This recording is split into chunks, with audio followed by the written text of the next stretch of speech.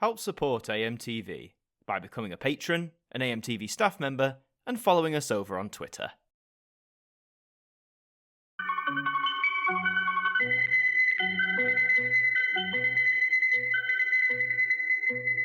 Colour television is nothing new. It's been a mainstay around the world for decades. But remember, not everyone transitioned to colour broadcasting at the same time. The Americans were first in the 1950s, and we here in the UK began making the jump in 1967. And even as we reached the 1980s, there were still some territories bidding farewell to black and white, such as Greenland, Turkey, and Georgia. But for today's topic, we'll be looking at a country that falls somewhere in the middle in regards to the introduction of colour, and that country is our friends down under, in Australia.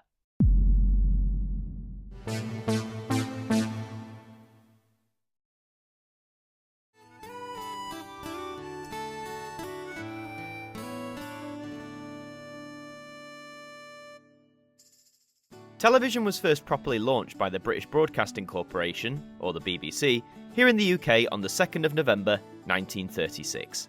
Despite limited audiences initially, the new medium quickly captivated millions across the country, but didn't really start becoming a household staple until the post-war economic boom of the 1950s. It was in this decade, almost 20 years since television's first debut, that all the way on the other side of the world, viewers in Australia would finally have access to the small screen, with television launching in Sydney on the 16th of September 1956. Presenter and later television executive Bruce Gyngell uttering the now famous address, "Good evening and welcome to television." It wouldn't be long after television arrived in Australia that the prospect of a colour service was first suggested. As early as 1962, various manufacturers of colour television equipment were heading down under to showcase their products. An interview with the then Prime Minister, Robert Menzies, was even captured with colour cameras. However, the prospect of picking up and starting a nationwide colour service would turn out not to be a no-brainer for the Australian government, as they had a few major hurdles standing in their way. The first of these obstacles was the decision as to which colour standard Australia should adopt. Without getting too technical, different countries adopted different standards. The Americans used NTSC, the Brits used PAL, the French used CCAM, and so on. Attempts had been made to establish a single international colour standard, but at the International Radio Consultative Committee's convention in Oslo in 1966, they claimed that it was impossible to recommend a single worldwide television system. This was mainly due to the fact that different systems were backed by different countries that had political affiliations with that particular system's producers. So, with one universal standard not an option, would the Australians choose NTSC, PAL, or CCAM? In the end, Postmaster General Alan Hulme would announce to the public on the 27th of February 1969 that the PAL standard would be the system to take Australia into colour. With the standard now set, television stations and various associated companies could now begin to prepare their transfer into colour, but there were still more barriers to knock down before the big moment would arrive. The process of converting your television service from black and white to colour is a lot more complicated than some may think. It involves the purchase of brand new equipment, conversion of studios to adapt to colour technology, or the building of brand new studios to meet said requirements. In 1972, the Australian Broadcasting Control Board, or ABCB for short, estimated that the cost of converting to colour for broadcasters would be around $116 million, which when adjusted for inflation is about 7 times that amount today in 2022. Then there's the production of colour-capable TV receivers, which naturally were going to be more expensive to the public than a monochrome set. However, nearby in Japan, cheap colour sets were being manufactured and could be imported into Australia. Although many were concerned about this, Australia had its own homegrown television manufacturing industry, with several thousands of jobs being created from it. If cheap Japanese colour sets were brought in, there were concerns that the home manufacturing of tellies could suffer, or even go belly up completely. The Australian government of the day rejected the Tariff Board's recommendation of 25% and instead set it to 35%, making the cost of importing cheaper Japanese sets rather heavy in an attempt to protect the domestic manufacturing side of the industry. So, after settling on a colour standard and working out the tariffs on importing colour sets, what was left standing in Australia's way of moving to colour? Well, the answer would turn out to be the Vietnam War. The near 20-year conflict is a notorious one in which the United States would suffer catastrophic losses, and one in which Australia would also suffer. Being an ally of the US, with obligations from the ANZUS Pact, the nation would end up committing nearly 60,000 personnel to Vietnam between 1962 and 1972. This commitment caused quite a strain on the Australian economy, so much so that for years, the government wouldn't commit to switching over to colour. He said, frankly, the Australian economy, we can't afford to be in Vietnam and in colour, because the whole of the colour equipment had to be bought overseas, and the Australian economy couldn't afford it. However, after Australia ended their involvement with the Vietnam War in 1972, it seemed now that the country could finally focus on converting their television services into the wonderful and exciting new world of colour. On the 15th of February the same year, Prime Minister William McMahon declared that all of Australia's major stations would start broadcasting in colour on March the 1st, 1975. And with that, the countdown to C-Day, as it was known, had begun. But for the Australian Broadcasting Corporation, or ABC, they were left to ponder, who on earth could bring us into this new colour world? Their answer would be a rather unusual but iconic Australian character.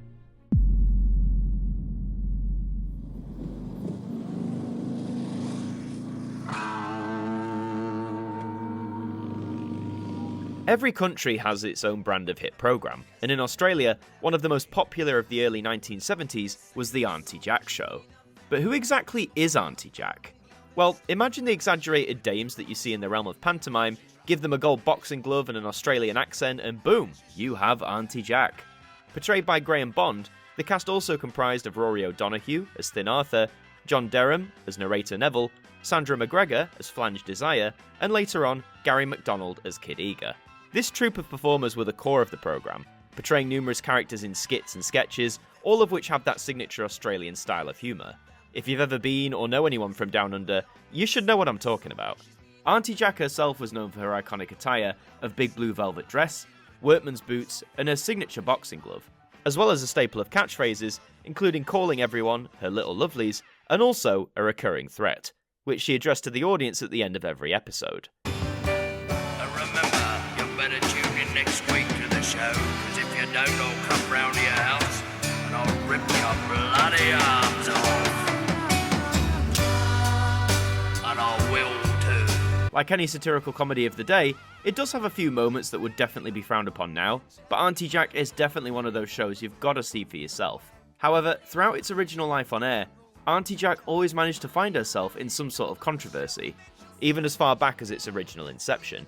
Conceived first as a children's radio series, this iteration never made it to the airwaves, as many ABC executives found the lead character and many of the songs inappropriate for the intended young audience. After a TV pilot in 1971, ABC commissioned a short series, which would become the first season of The Auntie Jack Show, airing in late 1972. The programme became popular almost instantly, particularly amongst the younger viewers, though despite its success, it wasn't without its critics. Many in the papers derided the show, and ABC received several phone calls from viewers complaining about the level of violence, supposed bad language, and even the drag aspect of Auntie Jack herself.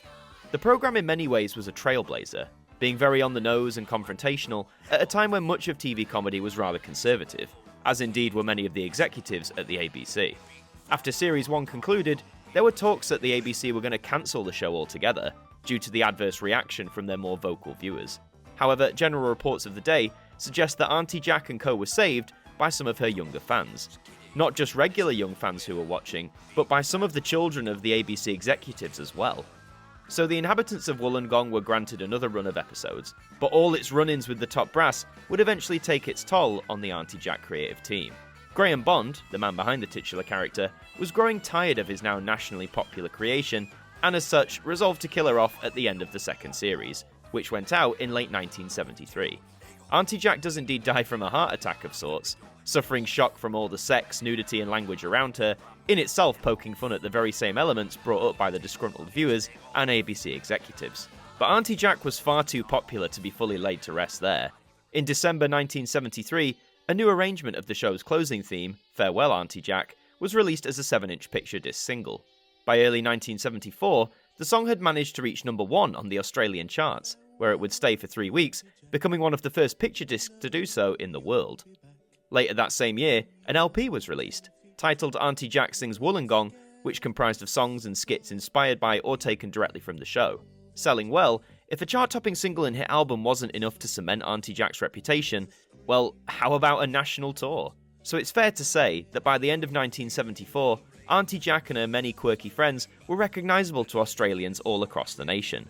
But with no more series of the show in production, and with the conclusion of the tour, Auntie Jack would have one more key role to play before being laid to rest for good.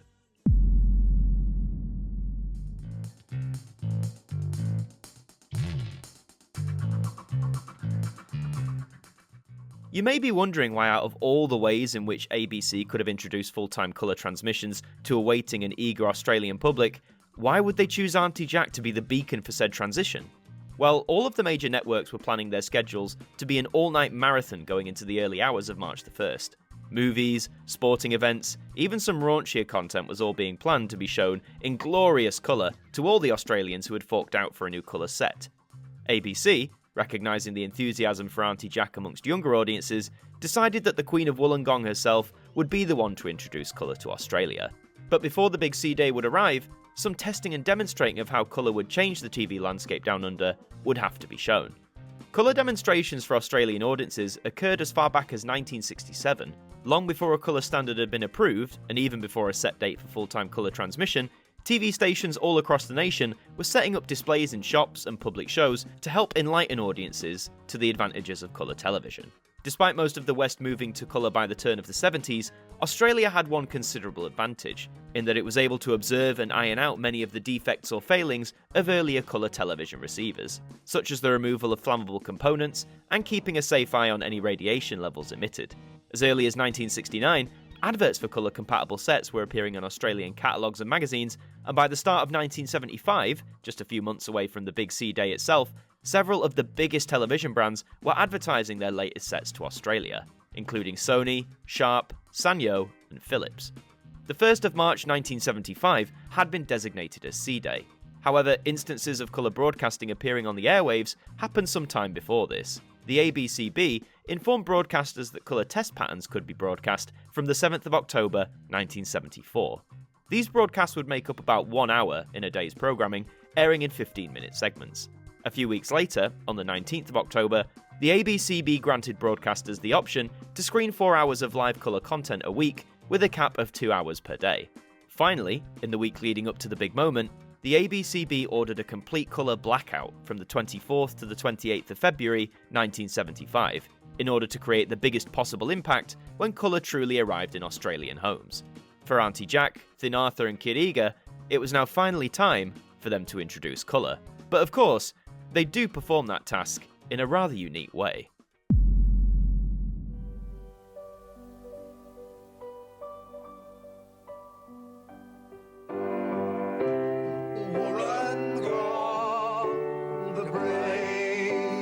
The 5-minute special starts out with a sombre tone.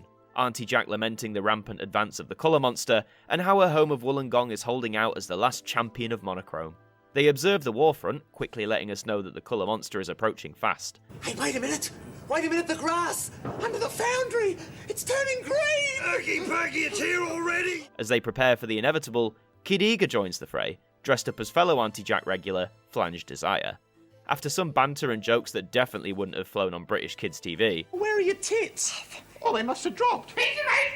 Ah, there they be! Ah, they be a fine pair of tits, ah! The colour alarm goes haywire, and sure enough, the colour begins leaking into Auntie Jack's house before eventually filling up the viewers' screens, bringing the characters, the ABC network, and Australia into the wonderful world of colour. Oh, what a beautiful room! It's really quite nice being in colour, isn't it? The sketch could have easily ended there, but we have a few more minutes of laughs to get through. Auntie Jack still appears in black and white, scaring the others with the threat of the new colour disease, green slime polkaditis. She saves Arthur with some colour remover, but it's not looking too good for Kid Eager, who quickly returns to his normal clown-like attire before turning green with some impressive colour-changing spots on his face. He then turns into a jelly, a symptom of the green slime polkaditis, and after citing him as lime-flavoured, Auntie Jack herself finally emerges in her full colour splendour. Farewell, black and white. With Arthur playing an adaptation of Farewell Auntie Jack, the title character, of course, must deliver a spin on her most famous catchphrase. Don't you watch colour jokes on black and white television? Because if you do, I'm going to jump through your sets and rip your bloody pink arms off. And I will too. Auntie Jack introduces colour is certainly a unique oddity, not just in Australian television, but television history in general. For ABC to choose a character that was popular with younger viewers, but one that caused controversy amongst conservative viewers and even their own higher-ups, to be the flagship leading the nation into colour, that was certainly a bold move. But what I like is that despite the momentous occasion, the creative team didn't sacrifice any of the humour or style that made Auntie Jack so popular.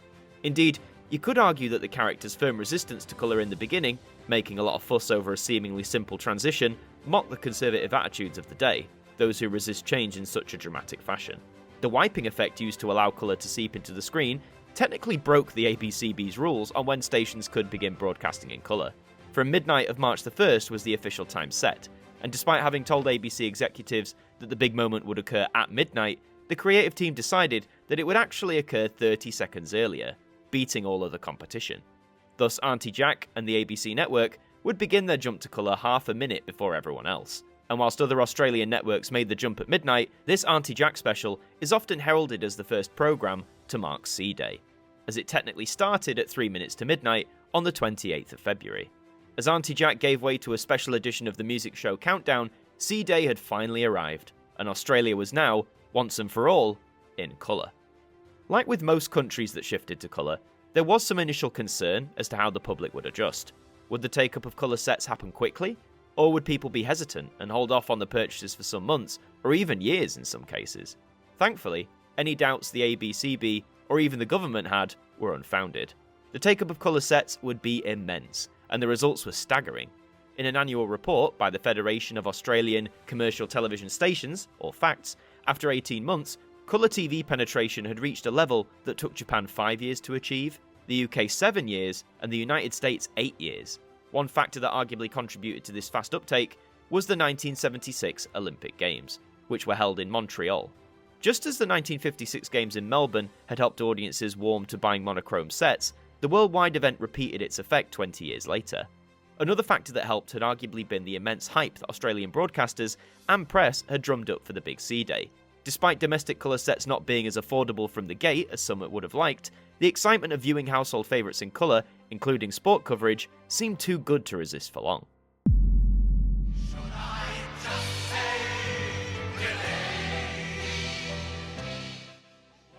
Good morning, James Dibble in Sydney. Welcome to the ABC News in colour. With Australia now fully embracing colour, what became of Auntie Jack? Well, despite Graham Bond's reservations of the character, she would pop up again in 1975, this time via a series of specials broadcast under the title Wollongong the Brave. This show primarily focused on other characters featured in the Auntie Jack series, such as the meat lover Kev Kavanagh, the musical Farrelly brothers, and Wollongong's sole and rather hopeless reporter, Norman Gunston. Some of you may recognise that name, as shortly after these specials aired, such was the popularity of the newsreader that he gained his very own programme. The Norman Gunston show proved to be a massive hit all across Australia and would run for several series throughout the 70s and 80s, including a revival series in the early 90s. Today, Auntie Jack is seen as an iconic Australian media figure, with the show itself now being praised as being revolutionary for the comedy market at the time it was aired. She still has a cult following, and if you're curious to check out the Auntie Jack show, I'd recommend watching the series using Amazon Prime Video. You can buy both series of the Auntie Jack show, plus the Wollongong the Brave specials, for little under £20. And trust me, that's far cheaper than buying the DVDs, which were only released in Australia, and unless you go there and grab them yourself, those import fees are quite frankly eye-watering. But despite some awkward scenes that definitely wouldn't get broadcast today, the Auntie Jack show is certainly an entertaining watch, and once you've heard her threaten you, you ain't going to forget her in a hurry. Remember, you better tune in next week to the show, because if you don't, I'll come round to your house and I'll rip your bloody arms off. Australia's journey through television is honestly quite fascinating. From its beginnings in 1956 to the early colour tests of the 60s, the economic or political problems standing in the way of colour, and the unique way in which the eventual transition was hyped up and implemented. In what other territory will you find a boxing glove wearing pantomime dame fight off a colour monster? There's only one place you will find it, and that of course is Australia. So despite being relatively late to the colour party in comparison with America and most of Europe, Australia can be proud of itself that when it did foray into the wonderful world of colour, it did so in an unforgettable way. And remember, if you don't tune into the next show, I'm going to jump through your television sets and rip your bloody arms off. And I will too. Yes, you will. Shut up! Ever since the birth of television, technological advancement and development has always been at the forefront of the medium's evolution, and no innovation has perhaps had more impact on the industry than the arrival of colour. Whilst not an instantaneous transition worldwide, glancing at how different nations adapted to colour remains a fascinating deep dive. We've touched on how the United Kingdom made the jump and made a full mini-documentary on Australia's unique journey, but for today, we're going to hop back to the late 1960s and how a divided nation managed to be amongst the first in Europe to introduce colour television to its audience. And if you know your history, you'll know that that said divided nation is Germany.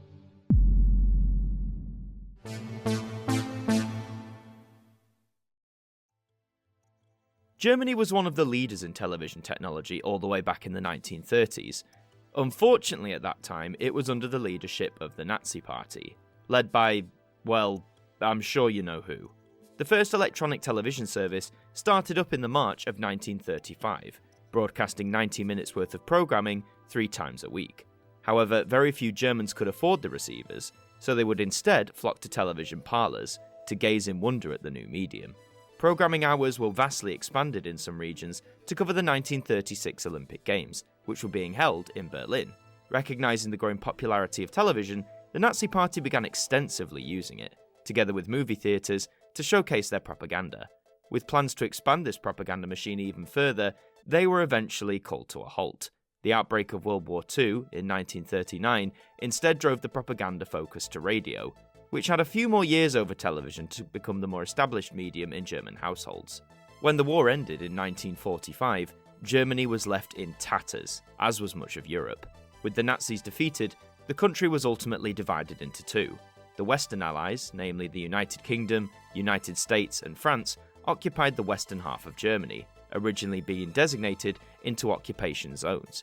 The remaining eastern half was occupied by the Soviet Union. The tensions dividing the West and East occupiers ultimately led to the beginning of the Cold War, and as a monument to said divide, the Berlin Wall was erected in 1961, splitting the former capital in half. So with a nation in two, how did the television medium ultimately return? In the May of 1949, the Western occupation zones were amalgamated to form the Federal Republic of Germany. 5 months later in October, the Soviet Union followed suit, naming their territory as the German Democratic Republic. Shortly after these events, the Western occupiers founded the ARD, a cooperative association of the public broadcasters in Germany. The Soviets in turn created Deutsche Fernsehfunk, a collective of radio and television stations to serve the East. Throughout the 1950s, both sides would begin test phases and ultimately start up a network of different television services for the different regions.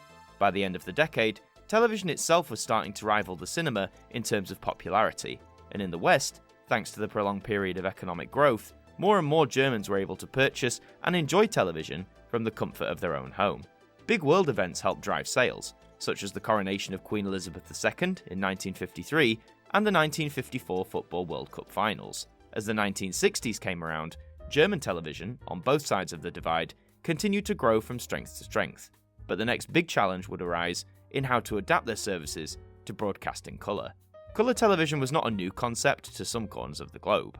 By the time German television services were picking up steam in the mid-50s, the United States had already been able to introduce colour to viewers, though this was only for select programs, and few Americans owned colour-capable sets at the very beginning. Japan had started colour up in 1960, and by the middle of the decade, several European nations were beginning to inch closer to making the transition themselves. When launching any colour service, a certain type of standard would be required to ensure the smooth and stable operation when transmitting colour programs to audiences. The US had been running with their NTSC format since the mid-50s, but this was deemed unideal by the Germans. Experiments had begun in West Germany just as the 60s began, and by 1963, colour test images were starting to be broadcast on the airwaves, similar to several other countries who were gearing up to launch a colour service. But the question remained, if not NTSC, what standard would be used to bring colour to those who lived in West Germany? The answer would be devised by one particular engineer. Dr. Walter Bruch, an electrical engineer at Telefunken, was the main man responsible for inventing and developing the PAL system. Now, there's a good chance you may have heard of PAL, depending on what region you live in, as it relates to the standard used for colour television across great swaths of Europe. PAL itself stands for Phase Alternating Line. Verburgh and his staff essentially modified US and French-developed colour broadcasting equipment, attempting to refine it and in some ways improve it. I'm no engineer, so I'm not even going to attempt to explain what it all means, but there's plenty of useful information on the system floating around online. Soon after its invention and introduction, it became a no-brainer that this would be the standard to launch colour television to Germany. Well, to West Germany for the time being. Perceived by some to be the best form of colour standard, PAL would be used throughout Europe over the coming years, including territories such as the United Kingdom. Dr. Bruch's invention would garner him the nickname Mr. PAL, which is quite the friendly nickname if you ask me. There were several patent negotiations involved with the development of German colour television that continued to push the launch further and further back. Had these not been in the way, perhaps the West Germans would have received their colour service far earlier than several other European regions. The year is now 1967, and it would be this year in which West Germany would launch its colour service. With the PAL standard set, and after years of testing and refining, official test transmissions began on the 3rd of July. For the next 7 weeks, for 2 hours every weekday morning and afternoon, both West German television channels, those being ARD and ZDF, would broadcast test programs in full colour. The prolonged testing period allowed West Germans to get a glimpse of what the service would be like, with tons of onlookers pouring to shop windows, gazing at the colour pictures that lay on the receivers before them. Whilst this did build excitement and interest, there was one rather big obstacle: the cost. Like with any new form of technology when it first comes around, the price tag is undoubtedly going to be quite high. After a few years, it tends to come down, but early adoption is something that great amounts of the general public just can't commit to for one reason or another. A colour television set in 1967 would cost West Germans between 2,000 and 4,000 marks, a price tag that was far out of reach for many. However, interest remained high, and when the testing period came to a close, a key national event would prove to be the perfect launchpad for the brand new colour service. The International Consumer Electronics Fair is one of the oldest and most popular exhibitions held within Germany. After first starting up in 1924, it was and still is the perfect showcase for all the latest technologies, and what better technology to show off than colour television. On the 25th of August, 1967, the moment had finally arrived. A televised presentation began in black and white, and before long, then Foreign Minister and Vice-Chancellor Willy Brandt appeared on screen. Before him was a big red button, and once he pressed it, viewers at home would see the monochrome tones wash away in favour of a glorious colour picture. Except it didn't quite happen like that. For one thing, the colour signal kicked in a few seconds too early, an overeager technician hitting the switch before the politician had even pressed his finger on the button. Not that this mattered a great deal, because for the vast majority of West German viewers who were tuning in, their TV screen still looked like this. The fact of the matter was that a little under 6,000 colour sets were in existence in West Germany, so only a lucky few would have been able to see the launch of colour television live as it happened. But they'd finally done it. After years of testing and experimentation, West Germany had now finally launched its colour service, following in the footsteps of other European countries who transitioned the same year, such as the UK, France, and the Netherlands. One achievement it was able to hold uniquely was the fact that it launched colour on 2 television channels simultaneously, a very impressive feat for the time. With the service now up and running in West Germany, what was going on over in the East? Technicians and engineers in East Germany were also feverishly testing and experimenting with the colour service of their own during the 1960s. However, rather than adopt the PAL standard, invented by West Germany, they instead chose the CCAM standard for their colour service, which was originally developed by the French. This move has often been seen as political more than anything else. With East Germany being separated, it's been alleged that they didn't want their audience to be able to tune into programmes from the West on PAL, for fear that they won't want to watch Eastern-produced shows. So by choosing CCAM, and manufacturing TV sets that only accepted said standard, this left the audience with little choice. Also, many territories throughout the Eastern Bloc of Europe were using CCAM to launch their colour services, including the Soviet Union. And given the history we touched on earlier, some would say East Germany choosing CCAM over PAL was almost inevitable. Some 2 years after West Germany had launched their colour service, it was now finally time for the East to follow suit. On the 3rd of October, 1969, the territory's second television channel was launched, DFF2. Early into its first day of broadcast, an inauguration ceremony was held. This was for the opening of East Germany's television tower, the tallest structure throughout Germany as a whole, designed as a functional broadcasting facility and as a monument to the power of communism. Can't forget that old chestnut. As impressive as the tower was, all eyes were firmly on the launch of colour. Just as a politician had overseen the launch in the West, the East German colour service would be launched by the first secretary of the Socialist Unity Party of Germany himself, Walter Ulbricht. Surrounded by his wife and other high-ranking company, Ulbricht hit the launch button to start up the colour signal, starting up the service on both DFF television channels. Similar to the West, few viewers were able to view the historic moment as it happened, as colour sets were just as expensive in the East as they were in the West. But the moment had been successful, and served as the perfect lead-up to the 20th anniversary celebrations of the German Democratic Republic, which would be held a few days later on the 7th of October. With colour now prevalent throughout Germany, the difference in standards used to broadcast said colour became more apparent. Some East Germans became frustrated that their sets couldn't pick up the PAL transmissions, and throughout the 1970s and 80s, many sets underwent modifications so they could receive both CCAM and PAL signals, allowing those viewers a greater deal of choice. But all wasn't perfect in West Germany either. Despite launching colour 2 years before its other half, many early issues were discovered. Whilst the PAL system was impressive, it wasn't yet perfected. There were issues with colour fluctuations at random points, and the use of makeup for presenters and actors alike needed a big rethink and overhaul when colour replaced black and white. Those around at the time recall how they often resembled clowns, because they were so caked up in makeup to meet the requirements of the lighting and the colour cameras. But teething problems are natural with any new technology, especially when it's being pushed out on a national scale. Many consumers were happy to wait, for any bugs to be sorted out and for costs to come down. But as the 60s faded away and the 70s came into view, this would become a turning point for colour TV in Germany, just as it would be for many parts of Europe. The 1970s are often seen as a golden era for culture throughout many parts of the world. For Germany, huge global events would help drive the sales of colour televisions. The first such event was the 1972 Olympic Games, which were being held in Munich. With the Olympics seen as arguably the biggest sporting event in the world, one that comes around every 4 years, the chance to view your nation's athletes in full colour must have been quite appealing. A few years later, in 1974, the Football World Cup was being held in West Germany. A moment for national pride, West Germany would end up being the champions of the 1974 World Cup, and many would flock to grab a colour set in time for the final, with the hopes of seeing their home team winning the trophy in glorious colour splendour, a hope which ultimately came to pass. Even with these big events, sales of black and white receivers persisted in both parts of Germany for several years. It wouldn't be until around the mid to late 80s when colour TVs would form the majority across Germany as a whole.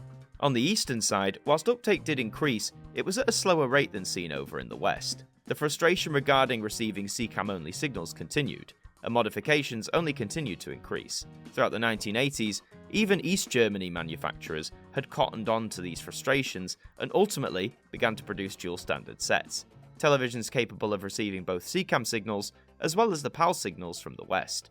By the end of the 80s, the German Democratic Republic, and the Soviet Union at large, were beginning to collapse.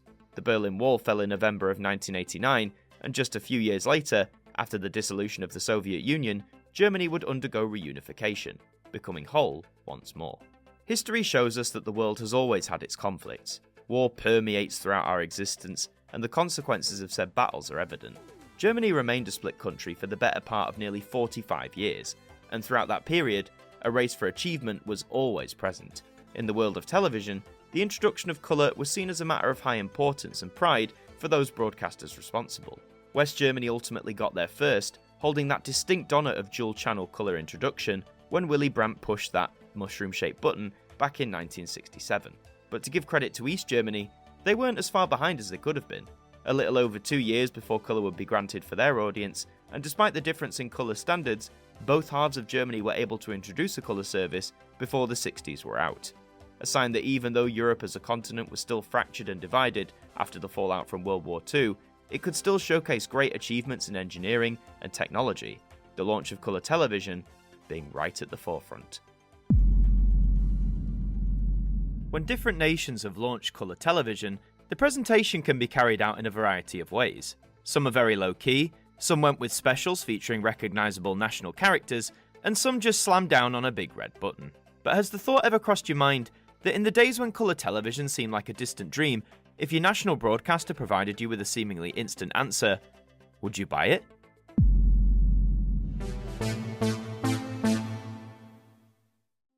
Sveriges Television, or SVT, was founded all the way back in 1956, when television was fully launched in the country of Sweden. Modelling itself after the BBC over here in the UK, SVT would be funded by a television licence paid by the TV owners, and would often show imported programming from the Beeb, as well as their own shows too. By the early 60s, television was gradually becoming more popular throughout Sweden, but broadcasts were exclusively in black and white. In regards to colour, how far off were the Swedes? Well, the Americans had been the first to properly introduce colour all the way back in 1953 using the NTSC standard, though it would take well over a decade before the public would seriously begin to take up colour sets, namely due to the initial cost of those that could show colour. Meanwhile, over in Asia, Japan became the first territory within that continent to introduce colour broadcasts in 1960. So the USA had been the trailblazer, and Japan was leading the way over in Asia. But what about Europe? The crucial year would be 1967, the year when several European nations began debuting colour programming to their eager audiences. Many had spent the 60s refining which colour standard they wished to use and perfecting the colour technology, not wanting to rush out a system with too many faults or issues. The Netherlands, France, West Germany and the United Kingdom were just some of the many nations within Europe to debut colour that year. But where was Sweden in all of this?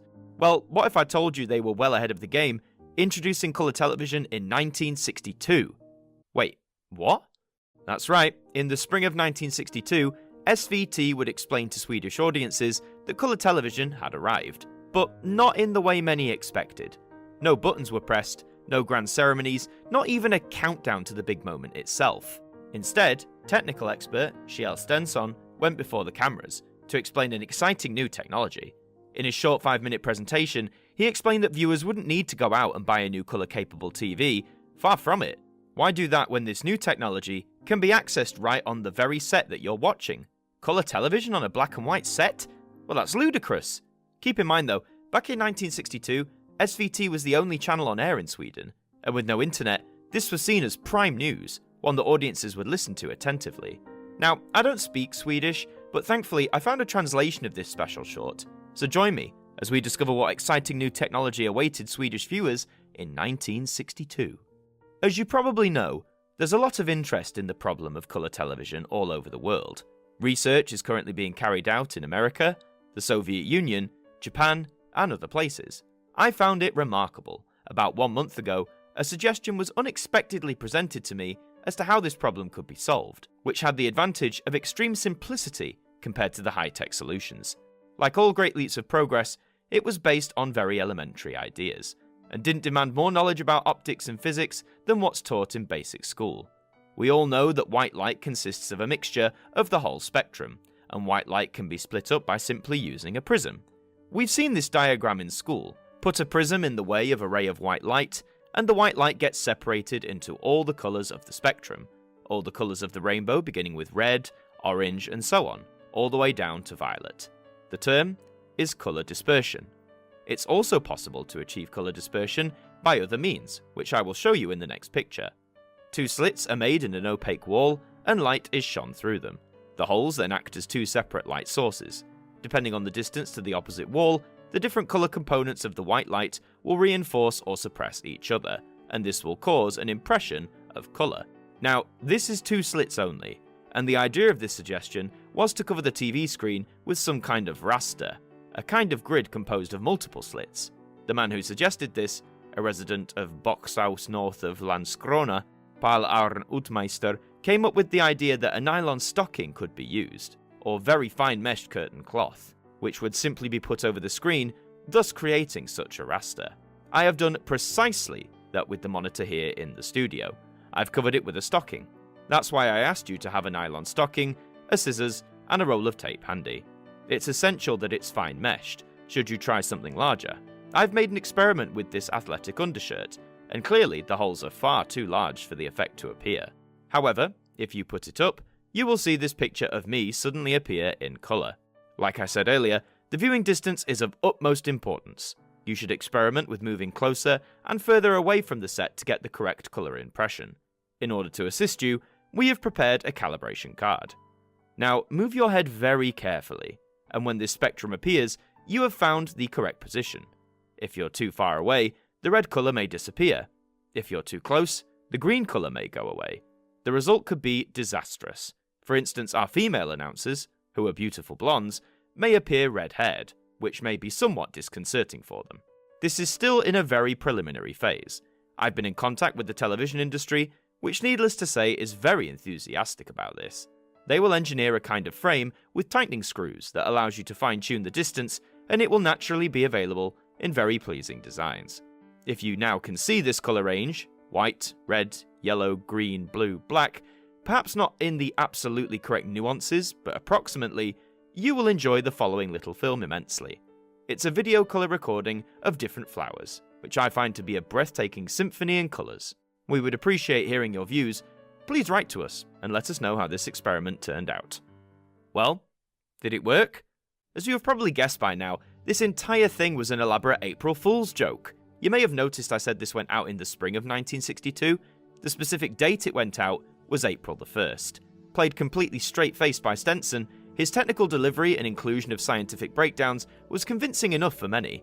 In the years that followed, many who were children recounted their parents, mostly their fathers apparently, scrambling around the house for any pairs of nylon stockings they could find, all for the vain hope that they would be able to access the illustrious world of colour television. Had this been presented in any other way, I'd argue audiences wouldn't have bought it at all. But for a short time, a lot of Swedes bought into Stenson's presentation. And after all, at the end of the day, wasn't it just for a good laugh? With many thousands fooled by the stunt, the 1962 Sweden colour TV hoax would go on to be something of broadcasting legend. As for actual colour, no nylon required, test transmissions would eventually begin in late 1966, a similar time to a lot of other European territories. And a few years later, a regular colour service, accompanied by a colour licence fee, would begin in 1970, the specific date ironically being April the 1st. 8 years after the Swedes were made to believe colour TV was just a pair of stockings away, they now had it, at last, and this time, it was no hoax. I found this story fascinating to delve into, the lengths a broadcaster will go to play what's basically a practical joke on their audience. And believe it or not, it's not just SVT in Sweden who gave their shot at a prank. Perhaps SVT was merely continuing to follow the example set by the BBC, who themselves set up their own hoax back in 1957. The subject wasn't concerning colour TV, it was spaghetti trees. And no, I'm not making that up. Maybe that's a hoax to cover another time, alongside the BBC's other hoaxes that it's pulled over the years, all in good fun, of course. Whilst they don't happen all too often, I think it's great when television broadcasters decide to get in on the joke. In Sweden's case, I love the dryness of this presentation. It's played completely seriously, and I'm sure back in 1962, it was easy to buy into this supposed technology granting instant access to colour. With no way to fact-check it, and no alternative, why not cut up a pair of your wife's stockings to whack on the telly?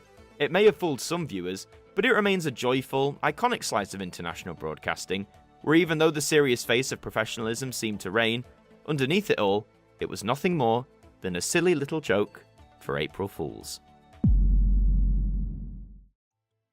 It's always fun to look back at some of the most historical moments in television history, but one aspect that continues to prove an issue for historians is a matter of archiving.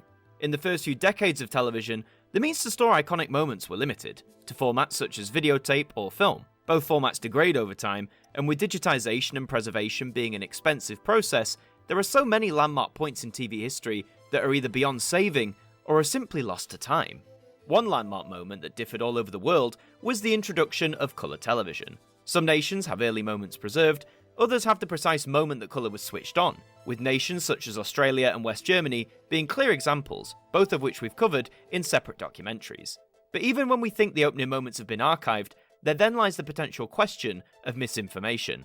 And for today's main topic, we journey over to our Scandinavian friends in Norway. I've recently been seeing this clip pop up constantly.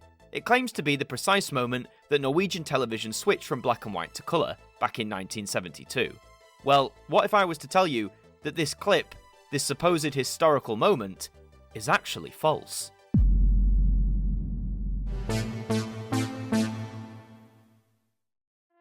Let's explore the history of television in Norway as a whole. The Norwegian Broadcasting Corporation, or NRK, was established on the 1st of July 1933. Originally just providing radio, it followed the model of the BBC over in the UK, as many European nations did. During World War II, when Norway fell to Nazi occupation, the NRK was primarily used to broadcast propaganda, though there were underground stations transmitting from London, providing Norwegians with a vital update to the Allies' activities. Once the war concluded, the the NRK was fully back in Norway's control. As a symbol of European unity, it became one of the founding broadcasters of the European Broadcasting Union, a body that still continues to this day, most notable for producing the Eurovision Song Contest. In the years that followed the Second World War, NRK remained a radio-based company. It wouldn't be until 1954, the year in which the NRK would begin to broadcast television, though at this point it was still on a trial basis. After several years, regular daily broadcasts would begin in 1960, the new consistent television service being opened by King Olav V. The NRK was Norway's sole television broadcaster, a position it would hold for another 2 decades. Being that it was one of the last nations in Europe to establish a regular television service, why had it taken so long? Well, according to the NRK, it claims that Norway's geography and rural settlement made the task of establishing TV nationally a very expensive and laborious operation. But now that a regular TV service had been established in Norway, the next big question was, naturally, when would audiences be treated to colour? In 1960, only 2 big nations had colour TV, namely the USA and Japan, the latter having only introduced it that very year. Whilst many European nations were beginning to experiment and refine colour television during the early to mid-60s, Norway seemed to be content to operate the NRK as it was. This would begin to change around 1968. The Winter Olympic Games were being held in Grenoble, France, and such a big worldwide event had the potential to kickstart colour TV uptake in a variety of nations. The NRK began experimental colour transmissions to coincide with the games, though the vast majority of audiences still only had a black and white TV. The 1968 Winter Olympics didn't kickstart a full-time colour service in Norway, but it had proved that the NRK had the capability to do so. The remainder of the 60s continued in monochrome, though a few Norwegians who had picked up colour sets could receive some colour programming from their neighbours, such as Finland from 1969 and then later Sweden from 1970, though this varied largely on geography and didn't always provide a reliable reception. As the 70s dawned, the NRK was still offering an exclusively black and white television service. Imported programmes they received in colour would have their colour signal phased out so that they would be shown in monochrome for Norwegian viewers, even those who had colour sets.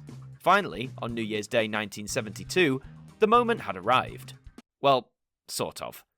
As I said at the start, if you look online currently, many sources will lead you to believe that this was the moment in 1972 that ushered in colour for Norway. However, the actual moment looked a little more like this. Først på farver på det nye året. Det meg det? Da vi inne I farver, vi I farver, ja! Vi klapper for farver I Norge. Now, I've gone to the best of my ability to find and identify the actual colour jump moment. This is the best I've found, a short moment in a 70s retrospective documentary broadcast in Norway many decades later. I don't speak Norwegian, so I'm not really sure what they're saying, but when translating the description of the video, it reads, the first colour broadcast a few minutes into New Year 1972. Well, if that's correct, it's certainly quite an understated moment, isn't it? A change in camera shots and boom, we're in colour. But of course, even though this was the first true moment of colour on the NRK, supposedly, this was only a phase of test transmissions. It would continue for the next few years in Norway before a full-time colour service would finally be enacted on New Year's Day 1975. This more solidifying moment I have sadly been unable to track down. I've scoured several video sites and even the NRK website itself and haven't been able to come up with anything. So unless a clip is either buried deep in the web, then we have to assume that this moment has sadly been lost to time. But despite being one of the last major nations in Western Europe to do so, Norway had finally entered the wonderful world of colour, and gradually its audiences would upgrade to colour sets, enjoying old favourites and new gems in spectacular fashion. But we still have a mystery to solve. Just what is this clip? Where did it come from? Why has it gone on to be misrepresented as the major moment that Norway jumped from black and white to colour? Well, after a fair bit of research, I think I have the answer for you. Let's take a little trip to Switzerland. Established in 1961, the Rose d'Or, or the Golden Rose, is an international awards festival, celebrating the best of European programming and content. Produced and helmed by the European Broadcasting Union, the first winner of the Golden Rose was the UK, with the BBC's programme, The Black and White Minstrel Show. Look, it was 1961, attitudes were very, very different back then. A variety of nations would claim the prestigious award throughout the 60s and 70s, but then we come specifically to 1976. That year's winner would be Norway, their first victory, and a very proud moment for the NRK. And so it should have been, because their programme that triumphed over all others was titled The Norway to Broadcasting, a charming celebration of 51 years of the medium within the nation. The 30-minute film was written and produced by these two, Trond Kirkvaag and John Skolman. Both were comedians and familiar faces on the NRK, and together they formed a partnership that would result in the award-winning short film. In a little under 30 minutes, Verburgh and Skolman tell the story of broadcasting in Norway, from its earliest experiments in the 1920s to the establishment of the NRK in the 30s and so on. You'll notice when watching the Norway to broadcasting that all of these historical moments are recounted with a distinct comedic charm. The influences are numerous, recognisable, but adapted into something unique and ultimately very funny and memorable. During the first portion, which is shown in black and white, it all feels like a Charlie Chaplin picture. The slapstick comedy, the sped up movements and physical actions, it's fantastic. Keep in mind, I don't speak a jot of Norwegian, but just from watching these little vignettes, you can absolutely tell what's going on. One of my favourites is the opening of the regular television service in 1960, where the host is shown to be struggling with his introductions. I hereby declare for Norway officially in here we open. In Norway I hereby in officially declare for television, I hereby. Of course, all of this is a parody, a pastiche, a send-up of what actually happened. And that leads us nicely to the segment that showcases the introduction of colour. Like with the opening of the television service, we see a nervous host be guided by a technician, played by Verburgh and Skolman respectively. We see the presenter attempt to cut a rope with a pair of scissors that will be the signal for colour to begin. Unfortunately, the rope ain't biting, and the technician frantically enters to assist. Eventually, the pair drop all tools to achieve their goal in a good old tug-of-war fashion. This in turn works, and the picture miraculously snaps from black and white into glorious colour. We see that the set is littered with bright, dazzling tones, as are the two men in their outfits. It's a funny, charming and memorable sequence, but as you've probably established, it's just played for a joke. We've seen that when test transmissions in colour began in 1972, that it didn't look like this. Far from it. And even though we don't have the footage from the full-time switchover in 1975, I'd hazard a strong bet that it didn't look like this either. Don't get me wrong, it's a great concept to think that this was, in fact, the way that Norway went to colour. A straight-faced presentation gone disastrously wrong, necessitating a technician to go before the cameras to try and fix it. It would be one of the biggest broadcasting goofs of all time, and many believe that to be the case. But once and for all, I'm here to debunk that story, and that it is in fact an award-winning piece of media, aiming to show Norway's history with broadcasting with a comedic, slightly absurdist angle. The rest of the short film quite appropriately plays out in colour. It brings audiences right up to date with broadcasting in Norway and concludes with a humorous skit, showcasing the day in the life of a Director-General, or General Director in this case. What follows is more slapstick, absurdist comedy, and many amusing surprises along the way.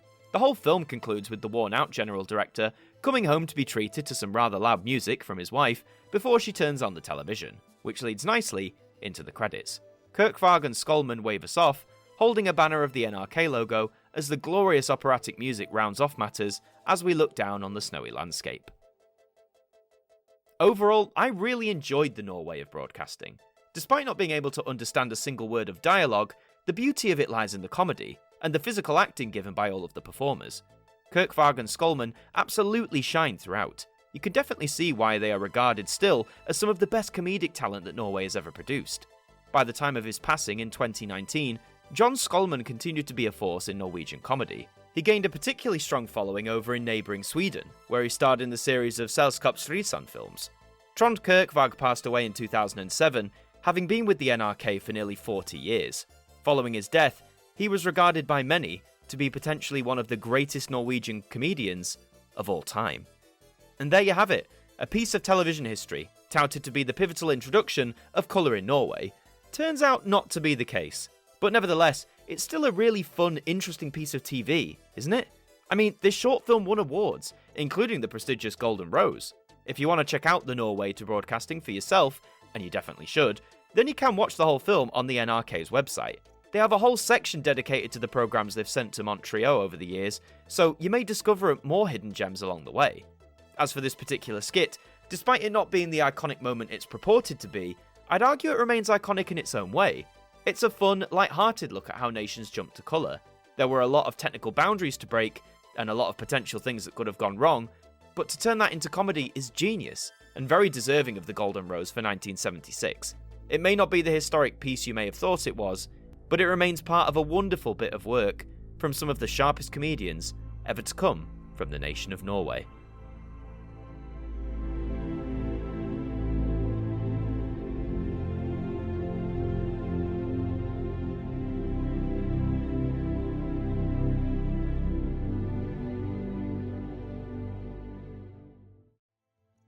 After the invention and introduction of television, you'd think that every nation around the world would be rushing to get the technology into the homes of their many citizens.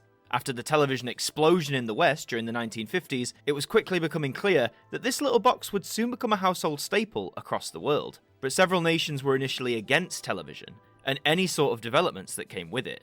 One such example is the country of Israel, a nation that was against television in the first place, but once colour came around, they weren't just against it, they wanted to prevent it entirely.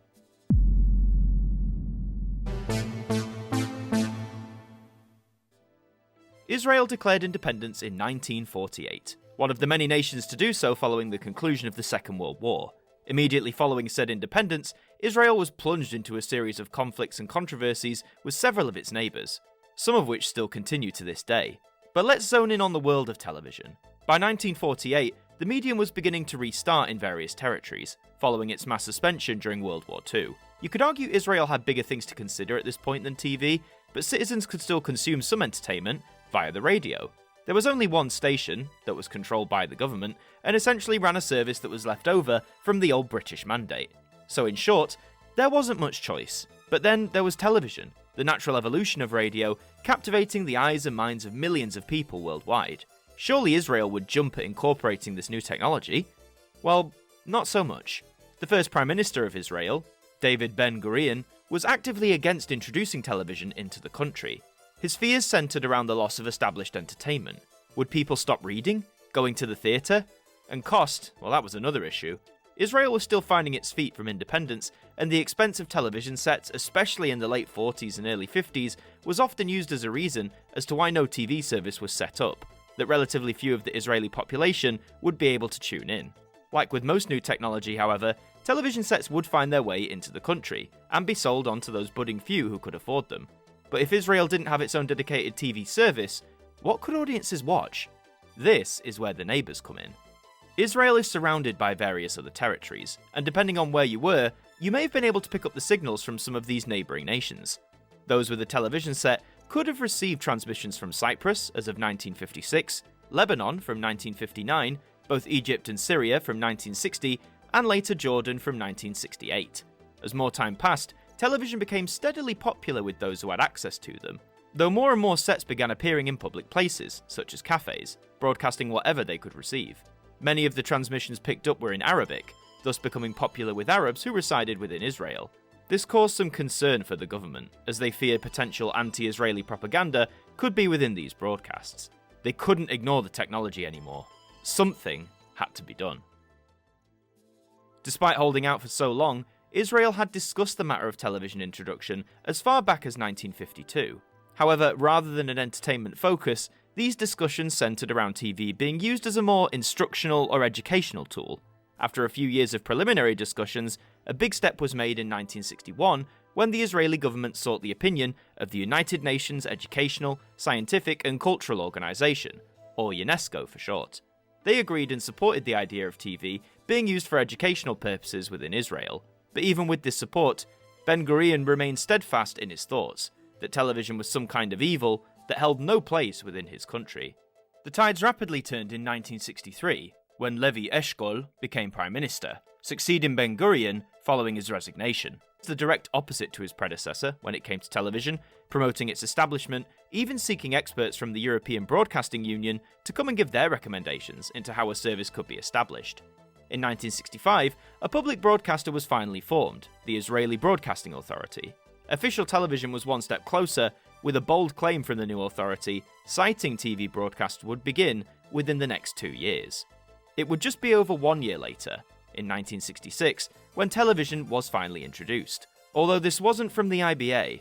Instead, Israeli Educational Television, or IET, was first to market. Acting as part of the Ministry of Education, the IET broadcast programs that essentially acted as lessons for children in schools. So TV was up and running, the educational side of it at least, but the IBA was making headway with their own service, planning to launch in 1967. However, a rather shocking event would occur that would delay that key moment. The Six-Day War of 1967 was fought between the 5th and 10th of June. The battle concerned Israel fighting against a pact of Arabic nations, including Egypt, Syria, and Jordan, all neighbouring territories. Since the late 40s, there had always been numerous political and social tensions between the nations. This culminated when, after a recent escalation that resulted in Egyptian troops being stationed along the border, Israel launched preemptive airstrikes, a surprise attack that gained them air supremacy and kick-starting the Six-Day War. It was a short-lived fight, with ceasefires declared shortly after, and with more than 20,000 Arab casualties, Israeli losses totaling less than 1,000. The war had been a setback in the eyes of the government on various fronts, but television from the Israeli Broadcasting Authority decided on the perfect time to finally launch TV to the nation. The 2nd of May 1968, Israeli Independence Day, notably the 20th anniversary of said independence, proved to be the key time for the IBA to officially launch television. The grand ceremonies and spectacle of the day were captured by the black and white cameras in the historic Old City of Jerusalem, territory that Israel had recently taken from Jordan during the Six-Day War the year prior. Television was officially up and running in Israel, and with both the IBA and IET sharing the same frequency, the schedules of the day were shared by the two broadcasters. The educational strand would have the signal, transmitted from Tel Aviv until the early evening, before control would switch to Jerusalem, in which the IBA would take the helm. The initial service from the IBA was a bit more limited in scope compared to, say, what we experienced here in the UK. When the full service commenced in the summer of 1968, 3 hours of programming from the IBA would be available for just 3 days a week, though this quickly expanded to 4. 1 hour would be in Arabic, with the remaining 2 in Hebrew, attempting to cater for the multiple ethnic demographics that existed within Israel, and particularly to try and dissuade them from neighbouring Arabic broadcasts, the fears that had been so present earlier in the decade under the previous government. In 1969, the service was expanded to cover all 7 days of the week, with broadcasting hours rising too. Just before the 1970s were about to get rolling, Israelis across the country finally had a dedicated television service after decades of trailing behind other territories. As well as homegrown programming, the schedules consisted of imported programs from across the world. Many of them had been filmed in colour. So why could Israeli audiences only watch them in black and white? Well, just as Israel had officially launched television, much of Europe was beginning to embrace the next major development in the medium, that being colour TV. By the time Israel's IBA got their service off the ground, several European nations, including the United Kingdom, West Germany, France and the Netherlands, all had successfully launched colour programming and services to their audiences. Starting out with black and white, it was clear that it would be some time before Israeli audiences would be able to view their favourite shows in colour. Despite lagging behind in the race for the new development, Israel's government seemed content to keep things running as they were. They'd only just launched TV, so let's not get too hasty with all this colour business. Colour sets were vastly more expensive than black and white ones, and with no colour programming, and the imported shows being shown in monochrome, who would buy one of these sets anyway? This line of thinking would be flipped on its head just a few years later, with the actions of neighbouring nations once again playing their part. Lebanon had been the third nation after the Soviet Union and France to begin broadcasting colour using the CCAM format, all the way back in 1967. Despite this happening before the launch of Israeli television, it wasn't much of a concern. Israel was planning on using the PAL format for broadcasting, which of course wasn't compatible with CCAM. However, the concern became apparent when looking at old enemies Egypt and Jordan, both of whom were also using the PAL format. Still, not a big deal in the late 60s. Sure, some Israelis may have been able to pick up these transmissions, which was inconvenient, but these nations were still broadcasting in black and white, so the threat of colour wasn't yet present. This quickly changed when both Egypt and Jordan would launch colour services in 1974. Suddenly, any Israeli who owned a colour set, imported or otherwise, could potentially tune into these transmissions, since they shared the PAL standard being used by Israel itself.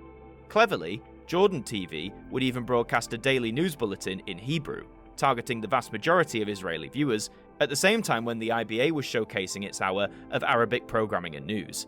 This daily news bulletin, along with the channel, would become so popular amongst those who could receive it that even some newspapers within Israel would publish the Jordanian TV schedule alongside the Israeli one. This would have undoubtedly enraged some figures in the government, seeing these Hebrew bulletins from Jordan as essentially targeted propaganda from an enemy state. Well, if colour was no longer an impossibility, even luring Israelis away from the IBA's service, surely the government of the day would relent a lot quicker than they did before and grant a colour TV service as quickly as possible, right? Considering how long it took Israel to introduce television, it seemed that demanding a colour service was too big of an ask.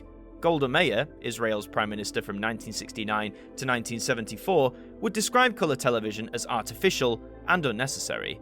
This must have been a massive blow to the staff working at the IBA and IET, especially as the former had already invested in purchasing colour-capable equipment, ready to eventually convert over to a full colour service using the already implemented PAL system.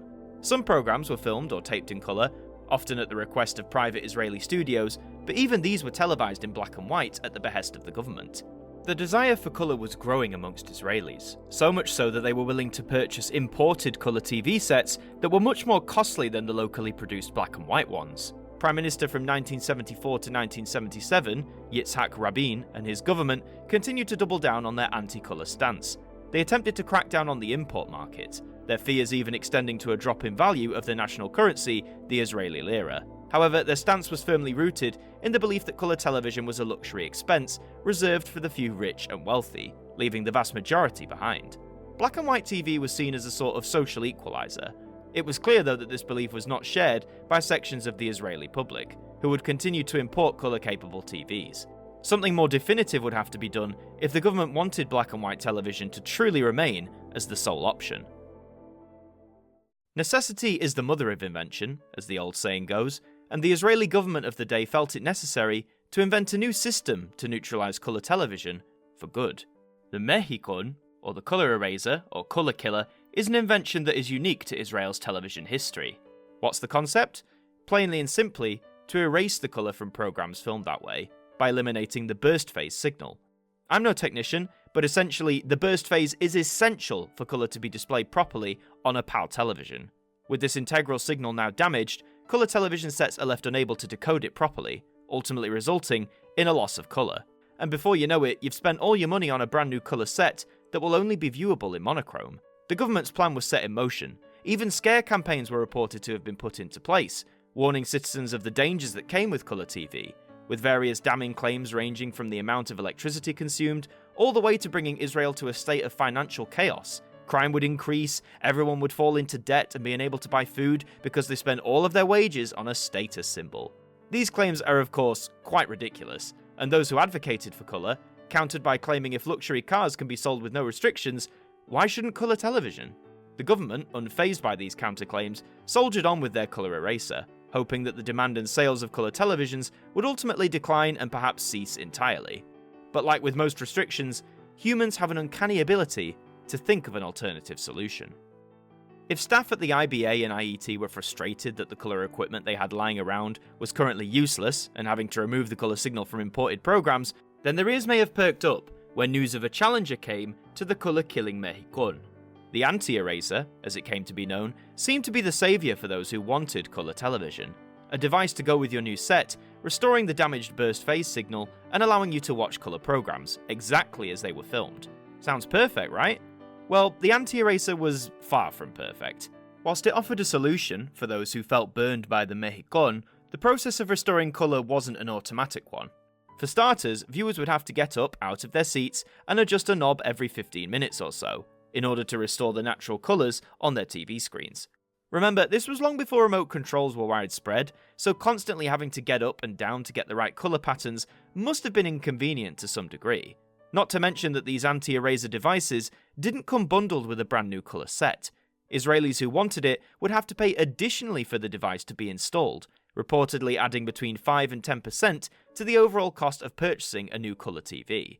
Even though this increased the already high financial commitment, store owners who sold the device reported that nearly everyone who bought a colour set from them also purchased the anti-eraser. Considering these figures came from a report done in 1979, the estimated cost for both a colour TV and an anti-eraser range anywhere from 42,500 to 54,000 Israeli lira. And trust me, back then, that would have been a lot of money. But it seems by the end of the 1970s, more and more Israeli people were willing to go the extra mile in order to obtain colour television, a feature of the medium that much of the world had been enjoying over the past decade. But even though the Israeli governments of the late 70s seemed hell-bent on keeping colour away from audiences, there were a handful of special occasions in which they permitted it. The first of these special events came in late 1977, when then Egyptian President, Anwar Sadat, made a historic visit to Israel. The two nations still held incredible tensions with one another, so this was a major move, with Sadat being the first ruler of an Arab state to visit Israel to prepare for the beginnings of the peace process, one that was ultimately agreed as a treaty a couple of years later. Not only was the event filmed in colour, but the government permitted the IBA to broadcast in colour too, with the proceedings being broadcast via satellite around the world. Those Israelis in possession of colour sets were now finally seeing a homegrown broadcast being displayed in full colour. This was it, the turning point, the moment the infamous colour eraser would be consigned to history. Well, not this time. The 1977 event was historic, a new chapter for Israeli and Egyptian relations after many years of conflict. For the next couple of years, it seems no other event was matching that significance, as the colour eraser remained in use on all programmes that were filmed in colour, the exclusive monochrome broadcast reigning supreme. However, in the spring of 1979, there was one event that was so massive, so significant, so momentous, that there was no chance that even the colour eraser would be allowed to withstand it. And there's only one event in the world that holds that power.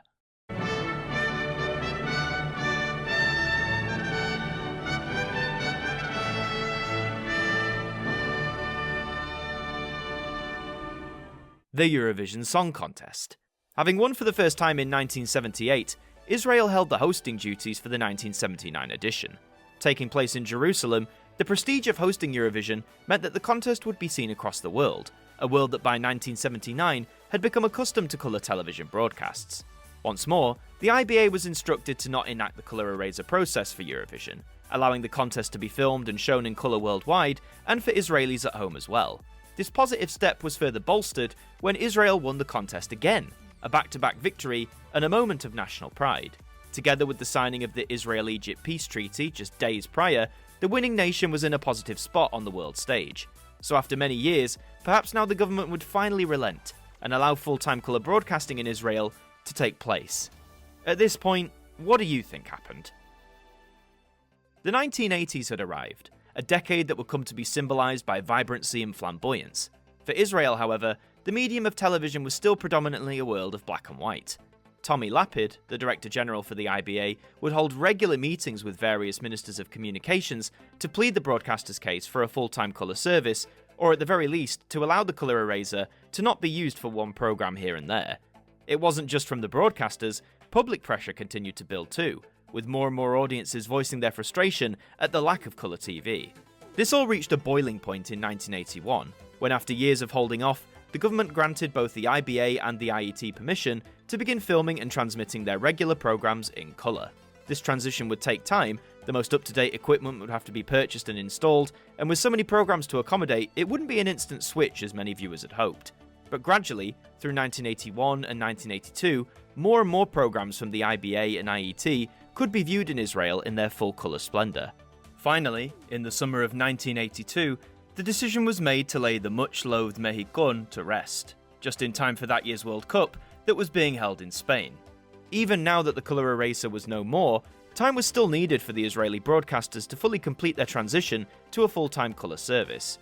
The last major piece of that puzzle came on the 16th of February 1983, when the main evening news programme, Mabat, was broadcast in colour for the very first time. And by May of the same year, the IBA had stopped filming any programming in black and white completely.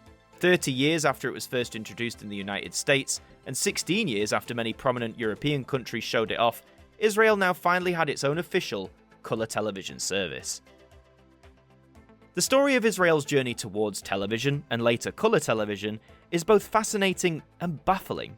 It seems crazy to think that a government seemed so focused on staving off the latest technological developments for its citizens, whipping up any sort of excuse or logic to defend their stance, and to uniquely implement a device to systematically make sure colour TV did not reach Israeli households is incredibly surreal. But from that, when looking back, it makes Israel's history with television all the more interesting. It may have taken until 1983 before an official full-time colour service was available, but for the 10 years previous, Israelis had been finding alternatives. Whether that was tuning in to neighbouring countries' colour services like Jordan or Egypt, or installing anti-erasers just to get a glimpse of what the world of colour looked like. It showcases a determination, a perseverance, a drive to embrace and absorb the latest technological developments despite being at odds with the prevailing government. But in the annals of history, Israel will forever stand out as the one nation that actively went out of its way to make sure TV was stalled and that colour was completely erased.